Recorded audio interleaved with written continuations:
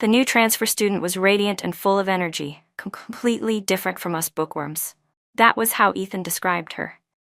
Then Ethan suddenly turned to me and smiled. "Amy, let's go a little crazy this time. I'll take you to watch the sunrise." I was surprised. "But it's the holidays. I need to catch up on sleep at home." He frowned. "Youth is priceless. You don't get that?" Youth is priceless. That was something the transfer student Leo always said. Ethan sat behind her and often listened to her talk, his eyes sparkling. I didn't respond, but he clapped his hands and said, "It's decided. We leave Saturday." Ethan quickly started looking up hiking guides. Then Leo suddenly leaned over and said, "A spontaneous trip? I'm coming too."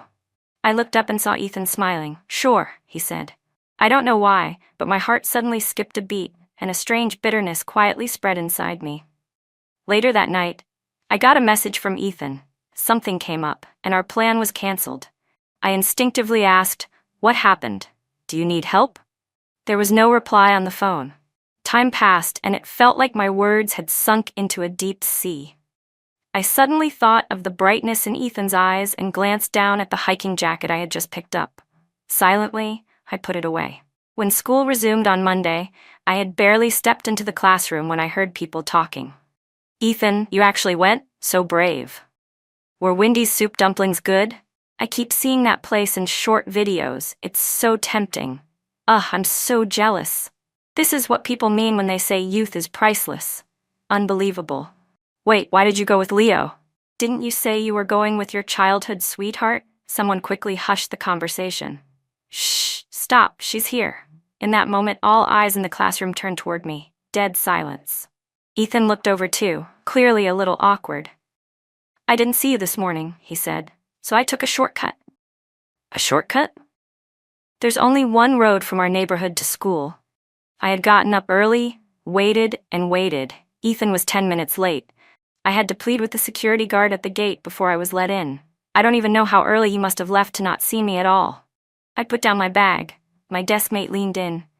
"Amy, didn't he say he was going with you? Why did it end up being Leo? Did something happen between you two?" She pulled up her phone and zoomed in on a photo. "They're really close in this one. Ever heard of personal space?" I glanced at the screen. It was Leo's 9-photo post. The one in the center showed the sunrise. Her head was resting on Ethan's shoulder. They were very close. My deskmate scrolled down to another photo. This time they were at a lively breakfast shop. The table was filled with steaming soup dumplings.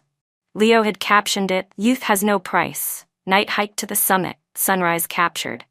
Almost all of our mutual friends had liked the post. I looked away. Impressive. Leo came running over and placed a takeout box on my desk. "Hey, even though you didn't come hiking, I brought you something delicious." The box was tightly sealed, a layer of cooled brownish soup under the lid. Leo beamed. "Wendy's famous soup dumplings. I brought them back just for you. Go on, try them." I lowered my gaze. "Thanks, but I'm good." She stepped in closer, then looked back toward Ethan like she was silently asking for help. Sure enough, Ethan walked over, frowning. "Amy, Leo brought those for you. At least take a bite." She went out of her way. "Everyone's watching. If you reject her, it's going to be really awkward." The whole class was watching, clearly enjoying the drama.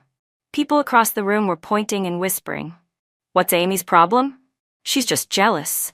Before Leo transferred here, wasn't it obvious she was Ethan's little princess?" The more they talked, the darker Ethan's expression grew. I couldn't stop my eyes from turning red. So Ethan gets to care about his pride, but I don't get to have any? Leo tugged on his sleeve, looking hurt. "Forget it, Ethan. Amy doesn't appreciate it. I'll take it home and give it to Dee Dee later." Dee Dee, Leo's long-haired dog she was always posting about on social media. I couldn't hold back my anger anymore. "Are you two done performing yet? Have I said a single word since I walked into this classroom? What the hell is your problem? Just picking a fight for no reason. When does it end?" Leo's face went pale in an instant. Ethan pulled her aside, stepping between us. He looked annoyed. "Leo brought this as a kind gesture. How did that turn into a problem?" He snatched the cold takeout box off my desk. Some new soup leaked out and dripped onto the floor. Leo looked like she was about to cry, tears brimming in her eyes. Then, like she couldn't take it anymore, she let out a muffled sob. covered her face, and ran out of the room. Ethan turned on me. "What, you're happy now? I didn't go with you, so you made her cry?" He said it loud enough that the whole class heard. The students around us were stunned into silence. Just then, the teacher entered as the bell rang. Ethan looked back one more time, clenched his jaw, and stormed out through the back door. By the end of class, neither of them had returned. Everyone was whispering about it. It's rare for any senior to skip class this far into the school year. All of us were counting on our last year's effort to give us a shot at a better future. What Ethan did today was way out of line. When my desk mate came back, she whispered to me, "Everyone thinks Ethan's gotten totally distracted by Leo. He's starting to act reckless with her." During lunch, most of the class had left. I was on duty that day, cleaning up the room. The greasy soup stain on the floor had hardened and was tough to scrub off. Then I heard footsteps behind me. I turned around and locked eyes with Leo. She immediately stepped back like she was scared. I ignored her and went back to mopping. After a long silence, she finally spoke, sounding frustrated. "Amy, I didn't mean to steal anyone. I didn't even know you weren't going until we were already at the foot of the mountain. How was I supposed to know Ethan would ditch you the moment he saw me?" Her voice grew softer and softer, sounding small. I took a deep breath. "So? What are you trying to say? That he's pitiful, and now I should just stop people from talking about you?" She looked at me, eyes wide. "My family went through so much just to get me transferred here. I just want to get along with everyone." The way she said it made it sound like I was the one turning the class against her. I let out a sharp, bitter laugh. "Seriously? Have you read too many romance novels or something?" She opened her mouth, but no words came out. Her eyes turned red. I put away the mop and walked out of the classroom. I hadn't even reached the cafeteria when my phone buzzed. "Ethan, don't take it out on her. You didn't want to go hiking, so I asked someone else who did. What's there to be upset about?" Just as I read the message, it started raining. Students were running across the playground, shouting and laughing. I slipped my phone back into my pocket. That sting in my chest suddenly went quiet. So much for childhood sweethearts. It didn't mean much anymore. Since senior year started, Ethan and I had always walked home together after evening classes. But that day I didn't wait for him. I ran back on my own. Halfway there, my phone rang. Ethan's voice came through. "Where are you? Why didn't you wait for me?" There was a pause, then he added, "From now on, I'll walk Leo home first, then I'll come back and walk with you." The streetlight cast a long shadow at my feet. I was the only one on the whole road. "So what, you expect me to wait alone at school at night for you to come back?" Ethan explained. "Leo's house is nearby. I'll be quick. You're upset about this?" He lowered his voice. "There's no need to be. Me walking with Leo doesn't change what we have." I cut him off. "Enough, Ethan." "What?" "You don't need to walk me home anymore. I'm not interested in sharing anything that's already been given to someone else." The phone went silent. All I could hear on the other end were his footsteps. I hung up the phone. That was that. When I passed by Ethan's building on the way home, I stopped without thinking. The lights were on upstairs. Through the window, I could vaguely see his grandmother busying herself with something. When we were kids, my parents were always busy, but Ethan's grandma was always there, kind and smiling. "Little Amy, come have dinner at Grandma's house." Her food was delicious. She loved watching us eat, smiling as she'd tell Ethan, "You're older than your little sister. You have to take care of her, okay?" And honestly, Ethan really did. For years, every time we got out of evening classes, even though his building was right by the gate of our complex, he'd insist on walking me to mine first. He'd shove me toward the door with a grin. "Go, hurry. Amy, I'll leave once I see you get home safely." I'd run upstairs, throw open my window and shout his name. Only then would Ethan wave back at me and slowly walk home. After exams, he'd do the math on our scores. "We're 4 points apart. This way we can apply to the same college." Then he'd laugh at himself. I'd ask what was so funny, and he'd suddenly go quiet, staring at me seriously. "So we don't have to be apart." My face flushed red, and just then he gently took my hand. "Since we were little, I always thought you were the cutest. If I ever let you go, just the thought of you being somewhere else makes my heart ache." Then he'd say it, every time. "Amy, we're going to the same college. Got it? His hand was warm, but my face felt even warmer. I nodded without fully understanding. Then he'd smile and say, "Come over for dinner tomorrow." After a beat, he'd add meaningfully, "Grandma and I both really like you." He'd always pull little surprises. One time he slipped a small box from his sleeve. "Amy, here's a gift." I had bolted, face burning, body trembling, completely breathless. But inside, I felt like I'd just made some huge promise. Then I got annoyed with myself. Why'd I run? I didn't even see what the gift was. The next day, the box showed up on my desk. Inside was a silver necklace, shaped like a Mobius strip, the most popular design at our school back then. Classmates took one look and started teasing. "Wow, a loop with no start or end, that's love right there." Ethan sat at his desk, watching me with the biggest smile on his face, and for a moment I almost believed it all. This morning, as soon as I left home, I saw Ethan pacing at the neighborhood gate. The moment he spotted me, he came running over, acting like nothing had happened. "I've been waiting forever for you." I walked past him. He paused, then followed behind. It took him a while to speak. "You're still mad?" I turned to him. "Take me through that shortcut you used the other day." He froze, suddenly remembering his excuse. His eyes flicked away awkwardly. "Why do you want to take that route? It's not easy. You wouldn't make it." I turned and walked off anyway. He quickly caught up, but soon grew impatient. "What are you even upset about? You didn't want to go hiking. I brought you a gift afterward and you still didn't want it." "You're nothing like Leo. She's so much more understanding." I stopped in my tracks. "Then go find her." Ethan's eyes went cold in an instant. "You sure about that?" I stepped past him without answering. He stayed frozen in place. I couldn't tell what he was thinking. Today, Leo pulled another one of her stunts. She handed out small cakes to every single classmate. When we walked into class, each desk had a beautifully packaged dessert sitting on top. Leo beamed. "I just want to be friends with everyone. I hope you all can feel my kindness." Everyone glanced at each other. No one wanted to look rude, so they all smiled and thanked her politely. My deskmate finished her cake, smacking her lips. "Amy, you're not eating yours?" I hadn't even processed what was happening. He took the cake from my desk. "If you're hungry, I'll buy you one after school and bring it to you." My deskmate took a bite of hers, but just then, Leo suddenly stepped up to my desk, eyes filled with tears. "Amy, I just wanted to get along with you. Is that not allowed? I even gave you one of the best cakes, and now you're giving it away just to make me look bad?" My deskmate froze mid-bite, glanced at Leo, then at me, awkwardly setting her cake down. Maybe you should just give it back to her." Leo stood there, all pitiful, staring at me. I pulled out my phone. "Sorry, how much was it? I'll send you the money." I shouldn't have said anything.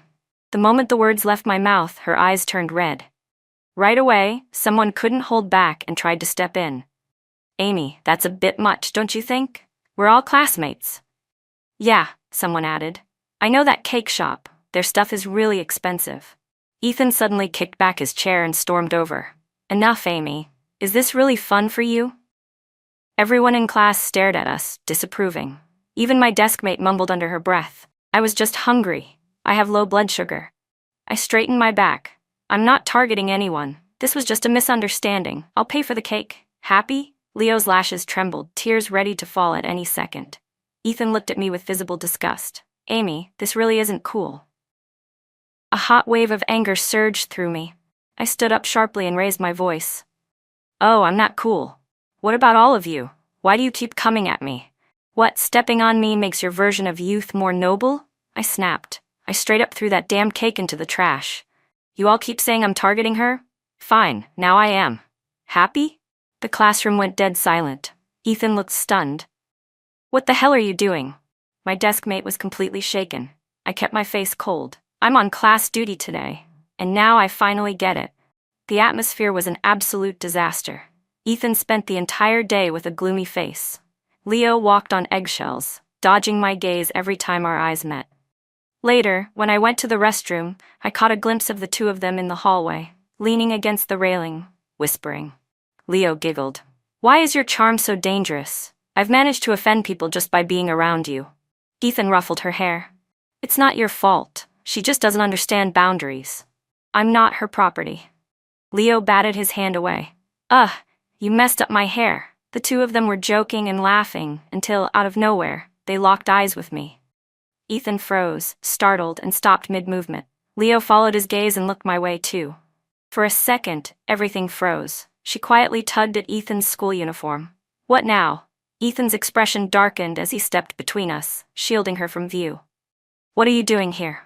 I turned around and walked away. Something's wrong with you, Amy, Ethan suddenly shouted, then ran after me and grabbed my arm.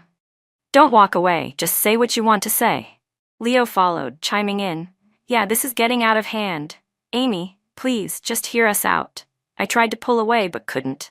I was stuck standing there as Ethan held onto my arm. I don't care about whatever is going on between you two, I said coldly. Just leave me out of it. Ethan's voice grew stern. Why are you being so unreasonable right now?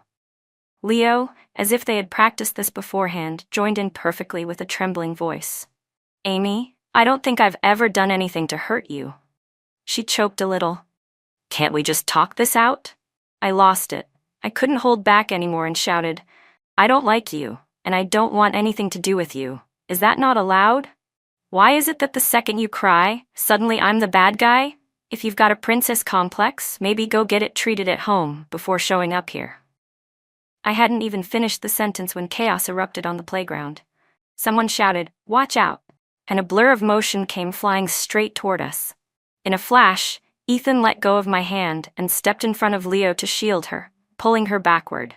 Everything happened so fast, I froze in place. The basketball hit me square on the head. A sharp, searing pain exploded, and I heard someone's panicked voice yell, Amy, are you okay? Then the world spun. I passed out. When I opened my eyes again, I was in a hospital room. You've got a concussion. We'll keep you for observation, someone was saying nearby. We'll do more checks once you're fully awake. My eyes struggled to adjust to the light. After a while, I could finally make out Ethan's face leaning close, a look of relief and surprise on his face. You're awake. Amy, how do you feel? I opened my mouth, but the dizziness and nausea were overwhelming. I shut my eyes again without a word. Ethan grabbed my arm. I didn't expect that to happen. It was so sudden. Why didn't you move out of the way? I already called your parents. They're on their way. Don't be scared. Then he hesitated, went quiet for a beat, and said, Amy, do you think maybe we could let this whole thing go? I didn't understand at first. I opened my eyes to look at him. Ethan avoided my gaze. The person who accidentally hit you today. It was Leo's godbrother. He already covered the medical fees, but, well, it was still his fault. Leo wanted to ask if you could, not press the issue. I let out a laugh. Not because it was funny, but because I was so angry I couldn't help it. I held my aching head and glared at him. I'm lying in a hospital bed and can't even stand up yet, and you're asking me to just drop it? What's wrong with you? Did your brain stop working, or did Leo eat it already? Ethan flinched, his face turning pale. He couldn't say a word. After a long silence, I finally asked, So the only reason you're sitting here right now is to play mediator? He couldn't answer. That silence was answer enough. I closed my eyes. Get out, Ethan. He said nothing. The atmosphere in the room dropped like a stone. A long while later, I heard a soft buzzing, his phone vibrating. He lowered his voice and said, Don't worry, I'll talk to her. I opened my eyes and caught him looking at me. Ethan stood up, pretending like he was about to leave. Your parents are almost here. I'll go meet them. Wait, I said, stopping him. I pulled out the necklace I had taken off earlier and held it out. Don't come back. And take this with you too. His eyes widened, stunned as he stared at the pendant.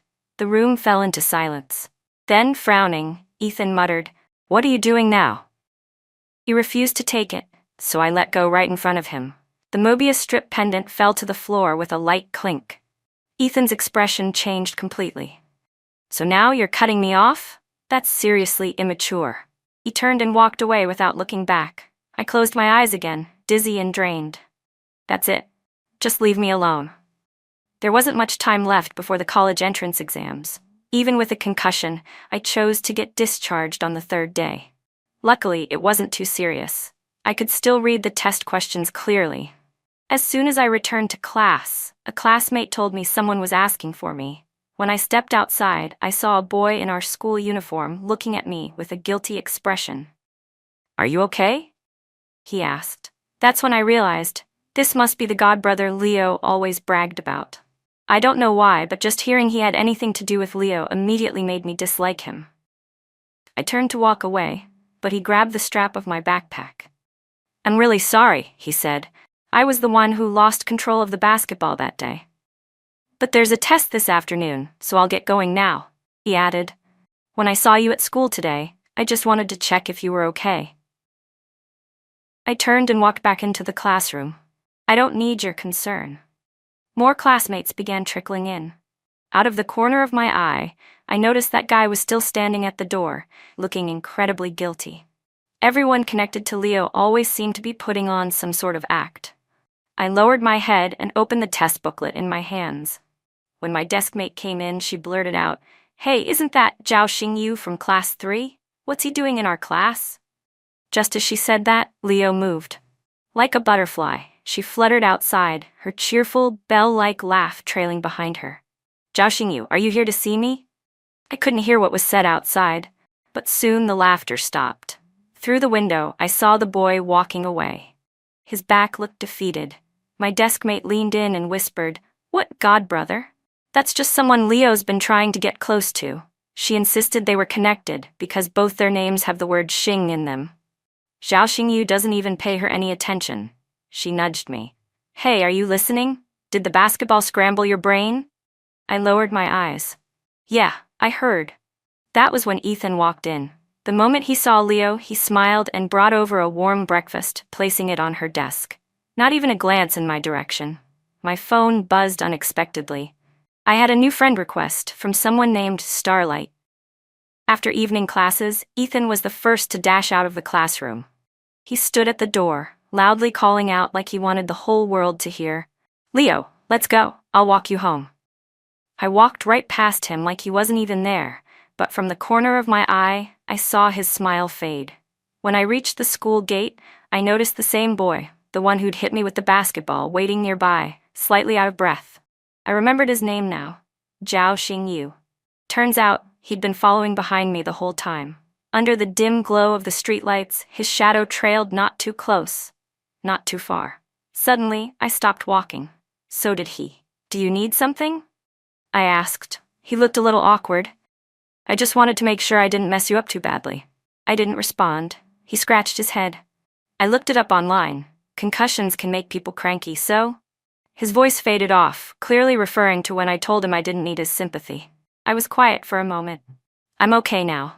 If anything happens, I'll contact you to cover the medical fees." He smiled. "Cool. I live nearby too. I'm not stalking you or anything. You go ahead." He stepped back a few paces, keeping a respectful distance. I kept walking. Behind me, the sound of his footsteps followed, always about 3 steps behind. We soon reached the entrance to my apartment complex. I turned to look back and saw a figure in a dark blue school uniform making a turn and jogging off in a different direction. Strangely, after that day, I began to recognize Zhao Xingyu. I accepted Starlight's friend request. We didn't talk, but after evening classes, I saw him almost every day. After a full week of this, I ran into Ethan's grandma at the gate. She stared blankly at Zhao Xingyu's back and asked, "Amy, is Ethan not walking you home anymore?" I paused for a moment.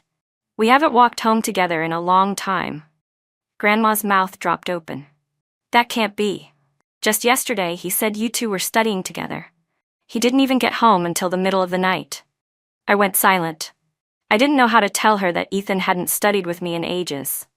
Whatever studying he meant, it was probably with Leo. Youth is priceless, right? Grandma grew flustered and started pacing in circles.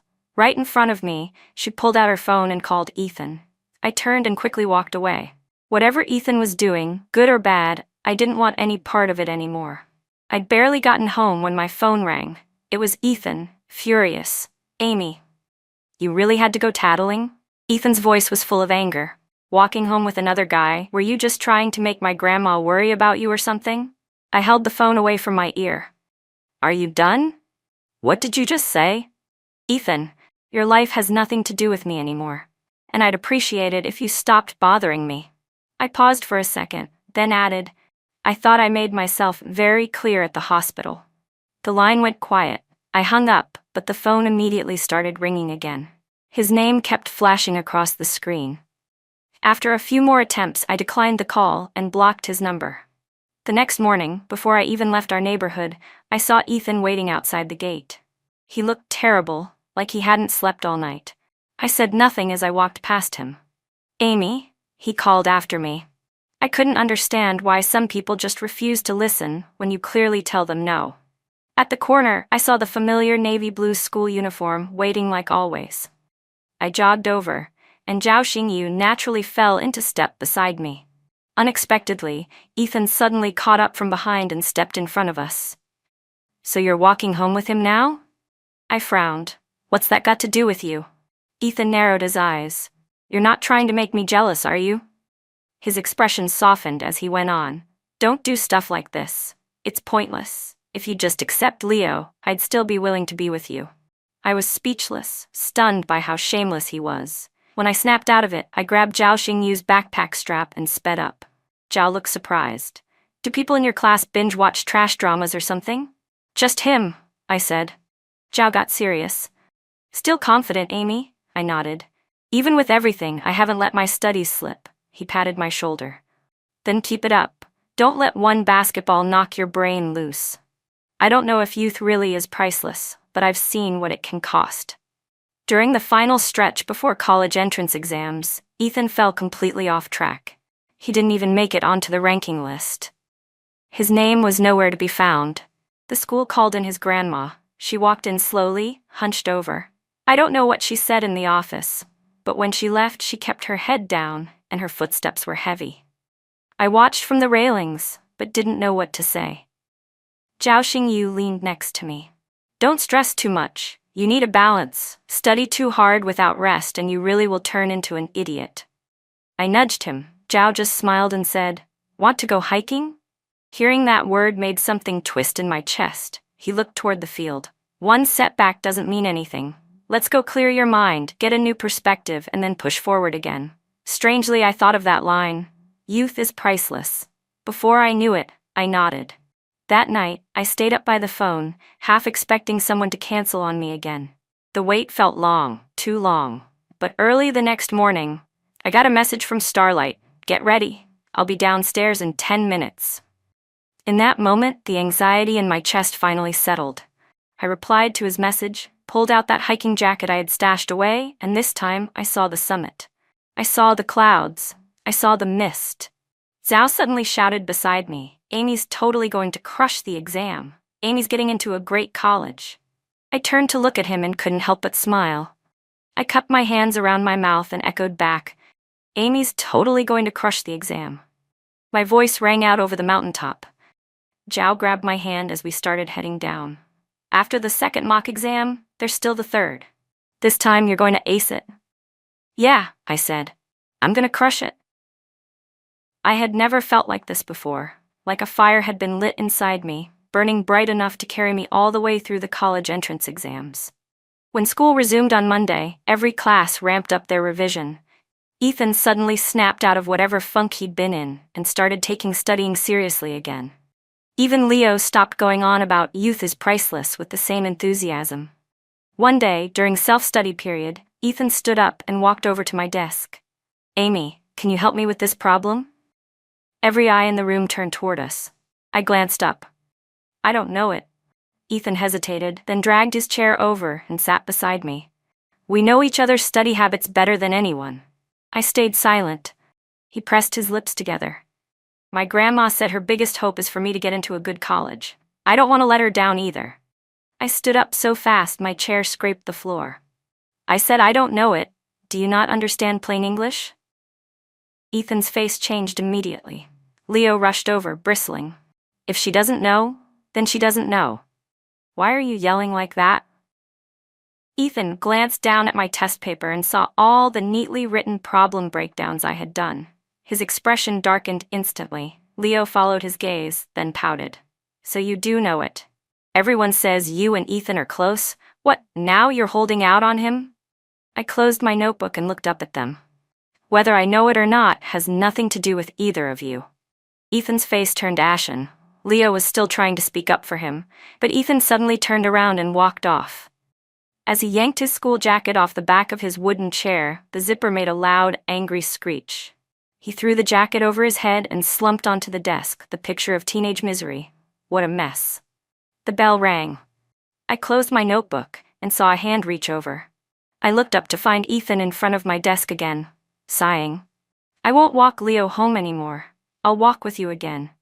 I yanked my paper from under his hand. No need. Ethan's expression hardened.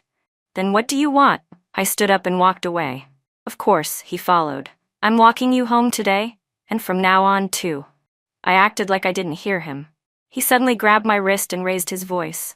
Come on, don't be mad anymore. Next time someone throws a basketball, I'll save you first, okay? I don't need you. You're not my property, I shot back. That shut him up, but he still refused to let go. Amy, I didn't mean it like that. I was just angry. I yanked my arm free. Say whatever you want. I'm not walking with you again. Zhao Xingyu came out of the class next door holding a page. Hey, I wrote out the full problem-solving steps for you. I took it. Thanks, he smiled. Wait for me after school. We've got a test, so I might be a little late. I nodded. Okay. Ethan's face darkened. His eyes were fixed on the paper Zhao handed me. His lips turned pale. Amy, you used to only walk with me. I stepped farther away. Youth is priceless, remember? I said lightly. He suddenly seemed to remember saying that himself, and looked like he regretted it. It's not what I meant before, he began. It doesn't matter. Everyone sees life differently. After evening classes, I purposely took my time packing up so I wouldn't leave at the same time as him. When I finally walked out of the classroom, I saw a tall figure standing alone.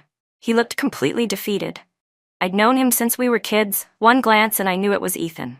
I walked right past him. Amy, he called behind me. His voice was lower now, almost desperate. I regret it. From now on, I'll only walk you home, okay? I stepped further away. No need. I've already made plans with someone else. Suddenly, Ethan pulled out his phone. He dug up a screenshot from my social media, a photo Zhao had secretly taken of me during our hike. His pupils trembled. You went hiking with him? That's right. I said. The jacket I wore? I actually bought it to go hiking with you. His throat bobbed with a sharp swallow. His voice was tight. It's not like I didn't want to go with you. I turned away. It doesn't matter anymore. At the school gate, I waited. Soon, Zhao Xingyu jogged over, holding a test paper.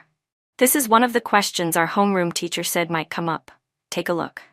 I accepted it and genuinely meant it when I said, thank you. Behind Zhao Xingyu, the school grounds were swallowed in darkness. There weren't many lights. It looked like the night could devour a person whole. I turned and walked alongside him. I never saw Ethan come out. Maybe it was a shift in mindset, but I did really well on the third mock exam, 81 points higher than the second. Zhao Xingyu let out a breath of relief. So I really didn't knock something loose with that basketball.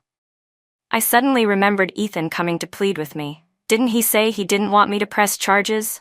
Zhao looked even more surprised than I was. If you mess up, you take responsibility. I never asked anyone to plead for me. Who does he think he is? Making decisions like that in my name. Damaging my reputation. I didn't ask further. It was clear enough who had done it. From our time together, I could already tell Zhao wasn't the type to dodge responsibility. I smiled. A breeze lifted my bangs.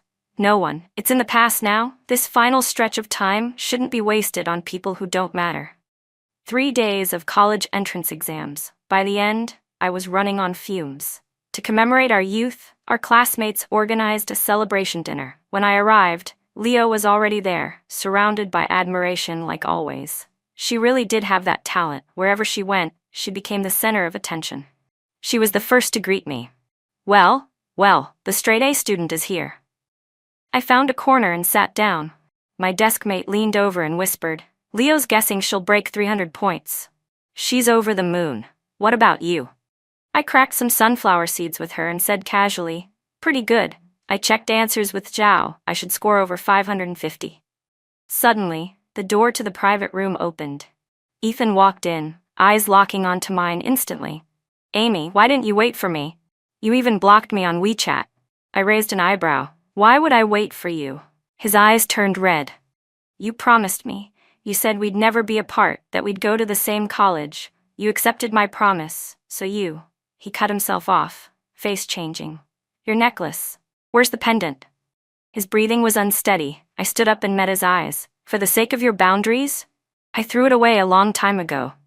Ethan's face went pale, like something inside him collapsed. He reached out like he needed something to hold on to.